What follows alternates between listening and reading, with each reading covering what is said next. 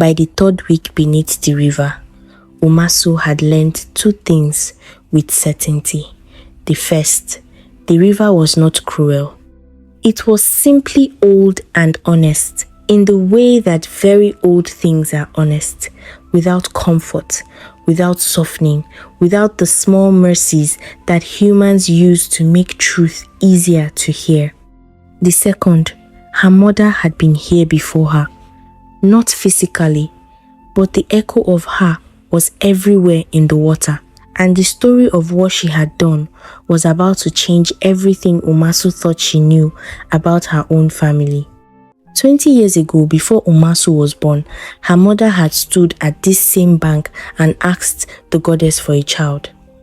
She had been married 3 years. She was desperate. The goddess had listened. The goddess had agreed.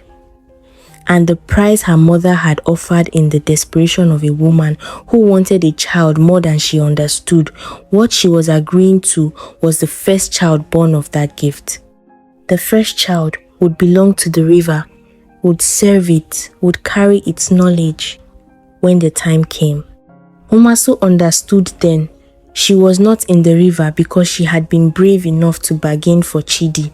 She was in the river because she had always been going to be here. Her mother's promise had made it inevitable. The river had simply waited for a reason that would bring her willingly. Chidi's curse placed by Adaeze for the land had been the river's way of calling her home to the death.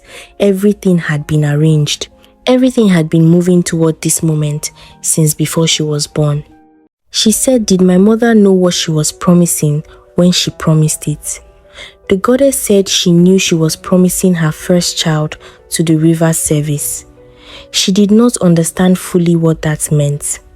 Umasu said, did she know it would be me specifically? The goddess said she knew it would be someone she loved. That is the nature of the river's price. It always costs what matters most.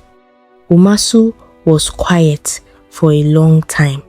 Then she said, my mother died before she could warn me. The goddess said yes, and that is the only thing in this arrangement that the river regrets. Episode 4 is coming, and episode 4 is where the betrayal happens on land, while Umasu is beneath the river and cannot stop it. Subscribe to Moonlight Tales by Joy.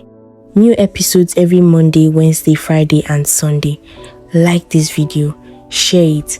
Tell me, did your heart break for Umasu's mother? I read every single one.